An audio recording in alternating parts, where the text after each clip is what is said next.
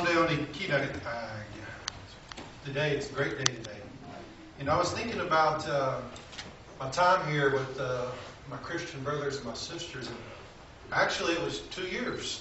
I came back from Standing Rock and I had an epiphany of spiritual enlightenment.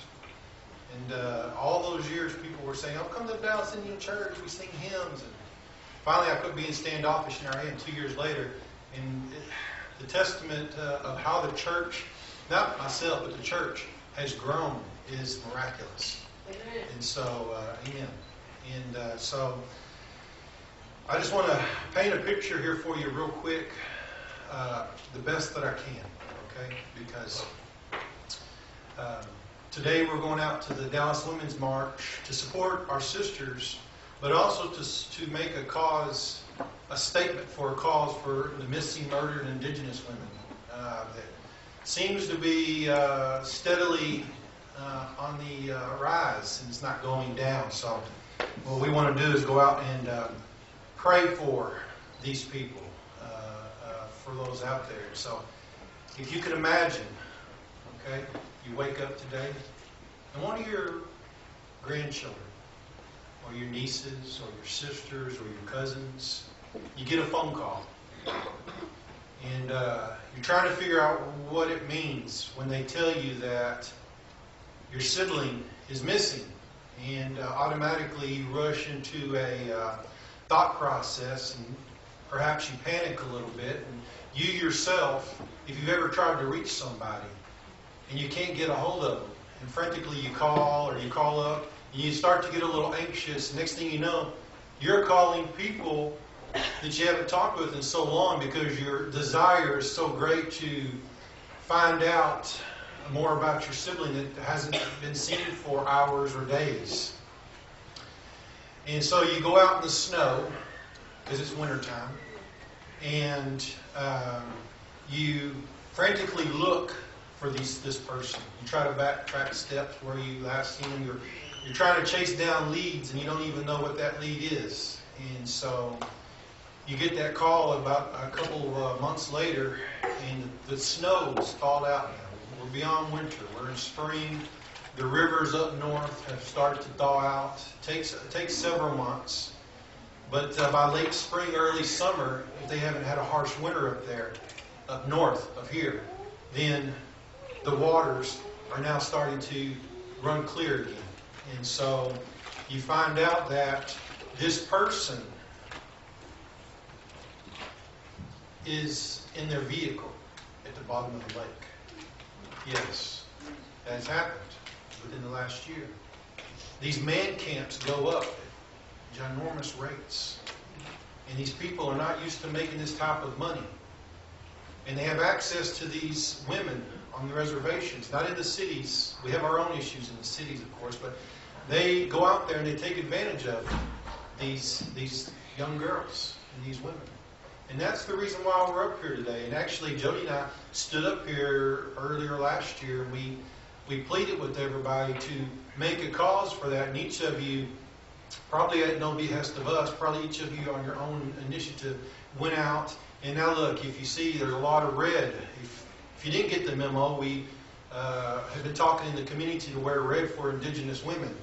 And so now here they are up here. We're fixing to go out there in March, and so what we're asking is for a prayer. And so as we sing this Women's Warrior song, that's what it is. It's a Women's Warrior song. It was composed by Martina Pierre from the Littlewat Nation in British Columbia. And so she gifted this song. And this song has been sung by thousands of people. It was actually sung at the D.C. March.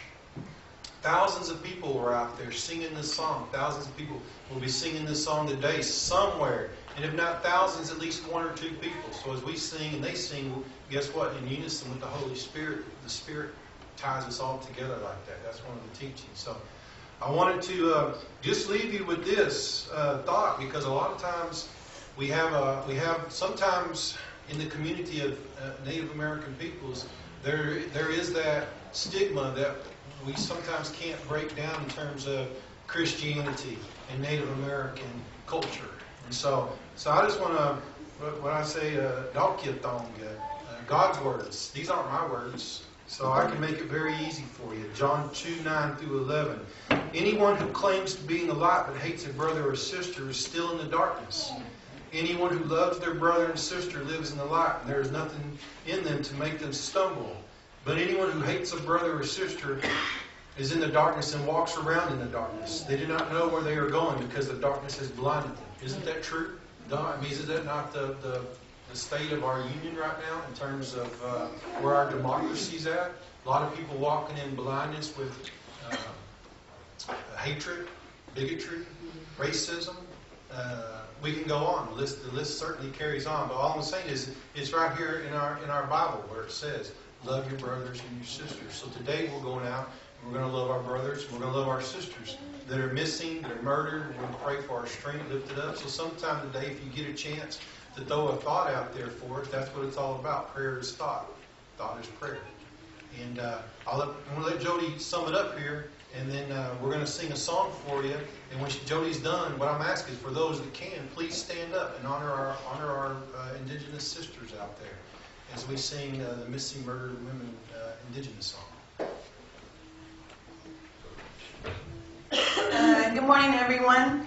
Like Mike said, my name is Jody Boyce-Yellowfish, and I'm coordinating the new subcommittee of American Indian Heritage Day, which is MMIW Texas.